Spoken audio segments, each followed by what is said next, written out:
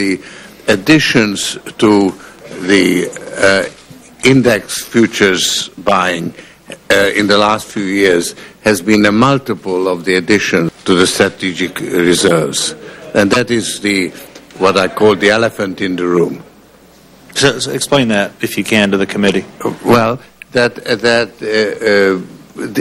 these institutions acting as a herd right. Are accumulating much larger, or setting aside much larger reserves than the strategic reserve is. It's right. a multiple. Right. Now, of course, it's not a physical reserve, and it is. Some people argue that therefore it doesn't affect the price, but that is, I would differ, because I think it does affect the price. It has the same effect as other buying. Okay. Dr. Cooper, let me ask you, it's a follow-up to something you said earlier. You gave kind of a 40-40-40 to a price, I guess, of a barrel of oil. As I understand it, what you're saying is that, in your view, only about $40 is the real cost of a barrel of oil?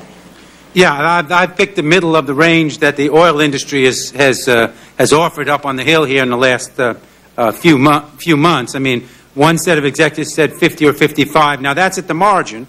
Another executive recently said 35 to 60.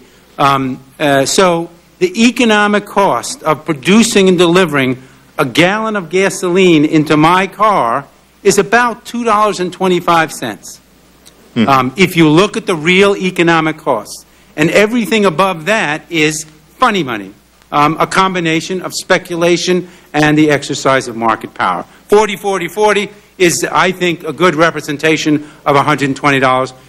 The Institute for Energy in Japan recently looked at the year-end 2007 and came up with a year of $30 to $40 for speculation. The Senate committee came up with 25, but that was right. a couple years ago. I understand. All right, well, let me ask one last question. I'm not sure who this should be directed to, but maybe all of you can chime in if you feel like you should. There have been some reports that owners of crude oil storage tanks and pipelines are using their knowledge regarding their inventories and the flow to make bets future. I don't know if you're aware of these reports. And supposedly these owners may also be putting out misleading information in order to make trades and to profit on that misunderstanding. Again, I don't know if you're familiar with those, but first, you believe that some of that is going on right now, and secondly, these to me seem to be manipulative and deceptive acts, and what should we do to make sure this doesn't happen in the future? Certainly it shouldn't happen right now, but what can we do to stop it? So who wants to take a bite at that? If you look at the report I did for the Midwest Attorney General, this was during the natural gas problem in 2006. The traders knew what was going on. I mean, they would look at the market, say this is wacky, and they would identify, they knew there were people who were engaging in a variety of behaviors, which the CFTC and the FERC do not think are illegal. Under the case law, it's really tough. But the simple fact of the matter is that there's a whole range of trading practices, including, that's insider trading, I mentioned that in my list, which in fact pump up the price. They are not currently on the radar screen of these agencies.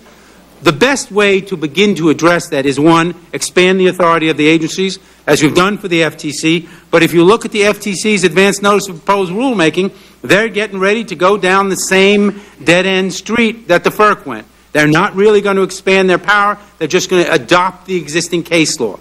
But the existing case law is inadequate to deal with the post-Enron problem in these markets. So you need to expand those authorities, but you also need to find ways to tie these financial markets back to the physical commodities. We don't need to trade a barrel of oil or a methane molecule 30 times between wellhead and burner. That's excessive liquidity. That's too much liquidity. These markets are supposed to help us get physical commodities out of the ground and into our gasoline tanks. They're not there for people to make huge fortunes. Tie the trading back to the physical reality, and you will dampen down the speculation. Thank you. Senator Carper will be next. And then I know there's several members who have joined us who want to get in their first round of questions. I do intend to get a second round in and hopefully still have us out of here roughly around noon. So if members want to stay for a second round, that's great. So, Senator Carper. Thank you, Madam Chair. Welcome. You're good to come. We appreciate your presence and we appreciate your testimony. About 2 weeks ago, we held a hearing in the Senate Banking Committee on a subject not dissimilar to the one that we're discussing here today. And during the course of that discussion and testimony, the members of the committee, learned that there are three principal factors contributing to the run-up in oil prices. One of those is deemed to be the change in the value of the dollar relative to many other currencies in the world. A second factor was believed to be explained by supply and demand. And the third factor was that of speculation.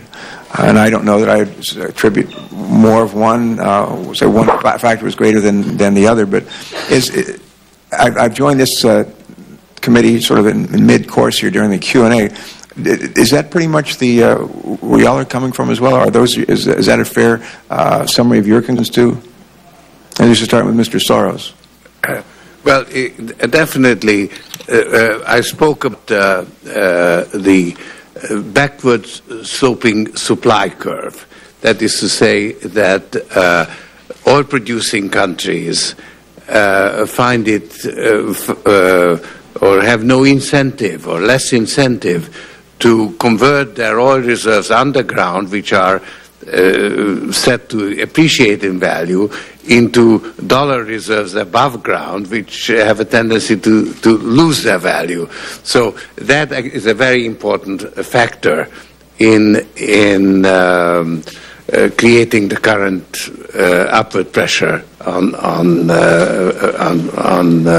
oil prices. So and also the institutional demand for these commodity futures indexes is also a flight from currency generally.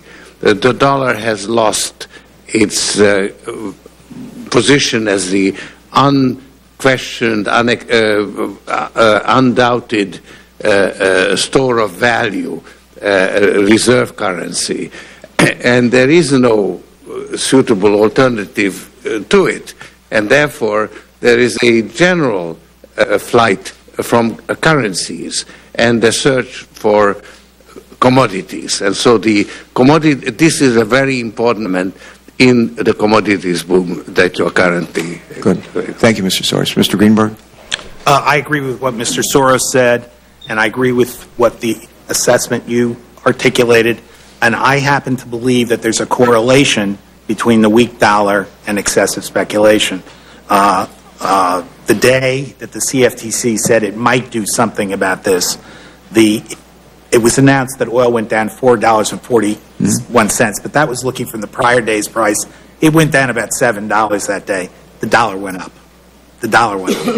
If we could get our oil prices under control, and our farm prices, and by the way, the subprime meltdown all leads back to this deregulation. The critical instrument or credit default swaps freed by this act would have been regulated but for this act. If we could get these things under control, I believe the dollar would strengthen. And so there's a correlation between speculation killing the economy and that reflecting itself in the U.S. dollar, not what it should be. Thank you. Mr. Ram.